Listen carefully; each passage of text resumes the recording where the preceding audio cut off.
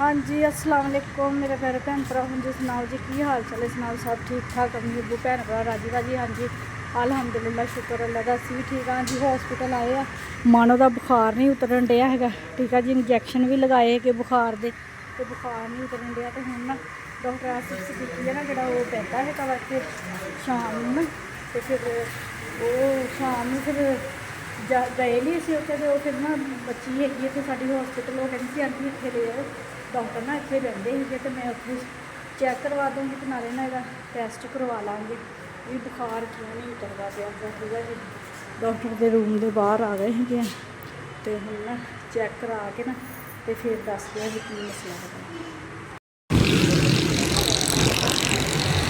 हाँ जी मेरे भैन भरा दवाई ना डॉक्टर साहब ने लिख दी थी कि मैं बाहर की लिखवाई है दवाई। मैं क्या भी हॉस्पिटल की दवाई के नाल ना मेरी बेटी को आराम नहीं आता है तो दवाई लै ली है बाहर की। मैं अपने घर के मोटरसाइकिल से घर जाके ना फिर अपने भैन भरावां नूं दवाई दिखाती है जी दवाई मानो में ठीक है जी। देखो जी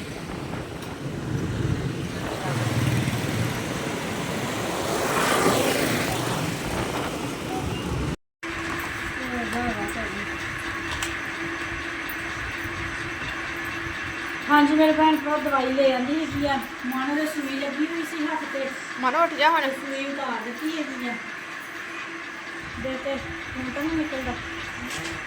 खून तो निकलदा कल दी लगी हुई कितनी ज्यादा मोहरी हो गई है ना।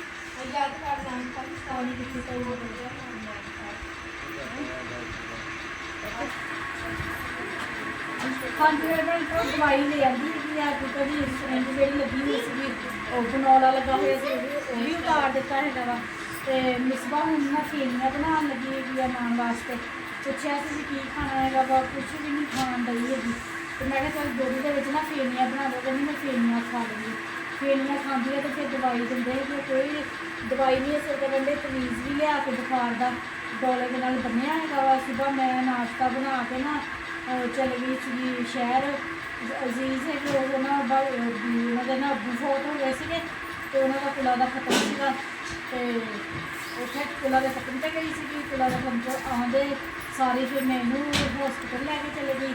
तो आसिफ सिद्दीकी डॉक्टर बंदा है ना हॉस्पिटल की सरकारी डॉक्टर है तो शाम को बंदा क्लीनिक से तो फिर हॉस्पिटल से बैठा सीगा तो फिर असी ना उत्थों जी मैडिसन लिखवा ली भी बाहर की दवाई नाले सानू बच्चों को आराम आता है ना हॉस्पिटल की दवाई नाल कोई नहीं आराम आता। इस बार मैं फिर डॉक्टर ने कहा कि सानू बाहर की दवाई लिख के दे तो फिर उन्हें बाहर की दवाई लिख के दी है। हम बना ली है दवाई पाउडर वाली सी तो मिसबा फेनियाँ बनाती फेनियाँ मानो खा ले तो फिर इन्हें दवाई पिला दी है। ठीक है जी तो सुबह नाश्ते टाइम मैं दाल बना ली सी इन्ने दिन हो गए सुबह रोजाना हलीम आता नाश्ते से रोजाना हलीम आता तो हलीम खा खा के भी अक गए थे। तो फिर सुबह नाश्ते मिसरा की दाल बनाई तो दाल मिसरा ने कहा 1.5 रुपया कि मेरा पूरी जनाजा से तो मैं उधर चली गई तो मिसरा ने कहा 1.5 रुपया ली ना दाल भी दे दी होंगी मिसरा की। तो मैं उस हिसाब से सुबह पानी पा के मिर्च मसाला पाता तो जो दाल पाई तो दाल थोड़ी वो इदा जिदा नदी च ना आता है तो मैं शाम में होर दाल पा के ना तो पकाऊंगी भी गाढ़ी हो जाऊँगी। तो देखते होर की करना है मानो की मैंने तो टेंशन लगी हुई मानो का बुखार नहीं उतरन दिया। सारे मेरे भैन भरावां ने ना दुआ मंगनी कि मानो वास्ते कि मानो का बुखार उतर जाए।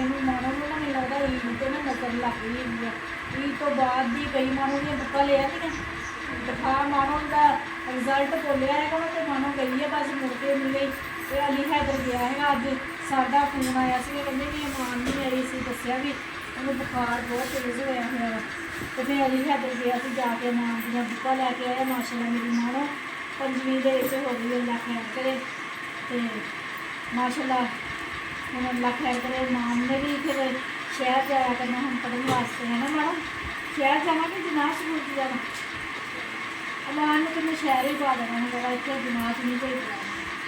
बाकी सारे बच्चे मेरे जनाज स्कूल चो पढ़ गए 8वीं तक फिर शहर गए हैं तो मानो में सीधा ही शहर पा देना रक्षा लवा देना है मानो में शहर ही गया कोई नहीं कर सकता। हाँ जी मेरे भैन को शाम का खाना शाना खा लिया सीगा ठीक है। टेंशन बहुत लगी हुई है नान खाना का बुखार उतरिया है वा ਥੋੜੀ ਦੇਰ ਵਾਸਤੇ, ਤੇ ਹੁਣ ਫਿਰ ਇੰਨਾ ਤੇਜ਼ ਬੁਖਾਰ ਹੋ ਗਿਆ ਹੈਗਾ ਵਾ। ਦਵਾਈ ਵੀ ਰੋਜ਼ਾਨਾ ਬਦਲ ਕੇ ਡਾਕਟਰ ਲਿਆਂਦੀ ਹੈਗੀ ਤੇ ਮਾਨੂੰ ਨੂੰ ਆਰਾਮ ਨਹੀਂ ਆਉਣ ਡਿਆ। ਤਵੀਜ਼ ਵੀ ਲਿਆ ਕੇ ਬੁਖਾਰ ਦਾ ਨਾ ਡੋਲੇ ਦੇ ਨਾਲ ਬੰਨਿਆ ਹੈਗਾ ਵਾ, ਸਮਝ ਨਹੀਂ ਆ ਰਹੀ ਕੀ ਮਸਲਾ ਹੈਗਾ ਵਾ।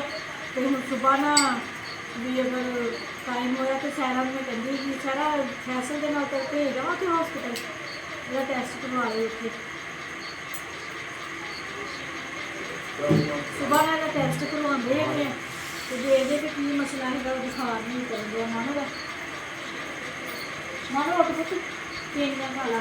ਕੁਛ ਵੀ ਨਹੀਂ ਖਾਣ ਡਈ ਕਿ ਬ੍ਰੈਡ ਬਣਾ ਕੇ ਦਿੱਤਾ ਹੈਗਾ ਵਾ, ਬਰਗਰ ਜਿਹਾ ਬਣਾ ਕੇ ਦਿੱਤਾ ਉਹ ਵੀ ਨਹੀਂ ਖਾਧਾ ਹੈਗਾ ਵਾ।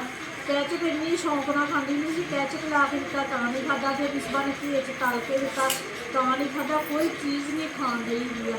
ਤੇ ਬਸ ਕਹਿੰਦੀ ਮੈਨੂੰ ਰੋਟੀ ਦੇ ਦਿਓ, ਰੋਟੀ ਦੇ ਦਿਓ। ਮੈਂ ਕਿਹਾ ਰੋਟੀ ਨਹੀਂ ਦੇਣੀ ਕਿ ਬੁਖਾਰ ਵੀ ਜ਼ਿਆਦਾ ਹੋ ਗਿਆ, ਇੰਨਾ ਜ਼ਿਆਦਾ ਹੈਗਾ 103 ਤੇ ਬੁਖਾਰ ਹੁੰਦਾ ਵਾ ਇਹ ਯਕਦਮ। ਤੇ ਮੈਂ ਫਿਰ ਨਾ ਇਸ ਵਾਰ ਨਾ ਕੋਈ ਖਾਣੇ ਪੀਣੇ ਦਾ ਲੋਕ ਵੀ ਨਹੀਂ ਬਣਾਇਆ ਹੈਗਾ, ਮੈਂ ਇੰਨੀ ਪਰੇਸ਼ਾਨ ਹਾਂ। ਤੇ ਮੇਰੇ ਭੈਣ ਭਰਾ ਸਾਰੇ ਜਵਾਬ ਮੰਗਿਓ ਮੇਰੀ ਮਾਨੋ ਵਾਸਤੇ ਹੀ ਪਤਾ ਨਹੀਂ ਮੇਰੀ ਮਾਨੋ ਨੂੰ ਨਜ਼ਰ ਲੱਗ ਗਈ ਆ ਕੀ ਬਣਿਆ ਹੈਗਾ ਵਾ। ਤੇ ਸਵੇਨਾ ਅੱਜ ਇਹਦੀਆਂ ਕਿਤਾਬਾਂ ਵਾਲੀ ਹੈ ਤੇ ਲੈ ਕੇ ਆਇਆ ਹੈਗਾ ਵਾ। ਤੇ ਇੰਨੀ ਇਹਦੀ ਤਬੀਅਤ ਖਰਾਬ ਹੈ ਕਿ ਇਹ ਕਿਤਾਬਾਂ ਲੈਣ ਦੀ ਮੇਰੇ ਕੋਲ ਜਾ ਹੋਇਆ ਹੈਗਾ। ਤੇ ਹਾਂਜੀ ਮੇਰੇ ਭੈਣ ਭਰਾਵਾਂ ਨੂੰ ਸਾਡਾ ਅੱਜ ਦਾ ਵਲੋਗ ਅੱਛਾ ਲੱਗਿਆ ਵਾ ਤੇ ਲਾਈਕ ਕਰਿਓ, ਸਬਸਕ੍ਰਾਈਬ ਕਰਿਓ, ਘੰਟੀ ਦਾ ਬਟਨ ਲਾਜ਼ਮੀ ਦਬਾ ਦਿਆ ਕਰੋ। ਹਾਂਜੀ ਮੇਰੇ ਭੈਣ ਭਰਾ ਜਿੱਥੇ ਵੀ ਰਹਿ ਰਹੇ, ਜਿਹੜੇ ਮੁਲਕ 'ਚ ਰਹਿ ਰਹੇ ਮੈਨੂੰ ਦੇਖ ਰਹੇ ਆ, ਖੁਸ਼ ਰਹੋ, ਸ਼ਾਦ ਰਹੋ, ਆਬਾਦ ਰਹੋ, ਹਮੇਸ਼ਾ ਹੱਸਦੇ ਤੇ ਮੁਸਕਰਾਉਂਦੇ ਰਹੋ। ਠੀਕ ਹੈ ਜੀ, ਆਪਣੀਆਂ ਗਾਵਾਂ 'ਚ ਮੈਨੂੰ ਯਾਦ ਰੱਖਿਓ। ਮੈਂ ਵੀ ਆਪਣੇ ਗਾਵਾਂ 'ਚ ਆਪਣੇ ਭੈਣ ਭਰਾਵਾਂ ਨੂੰ ਯਾਦ ਰੱਖਦੀ। ਮੈਨੂੰ ਵੀ ਹੁਣ ਇਜਾਜ਼ਤ ਹੈ। ਅੱਲਾਹ ਹਾਫਿਜ਼।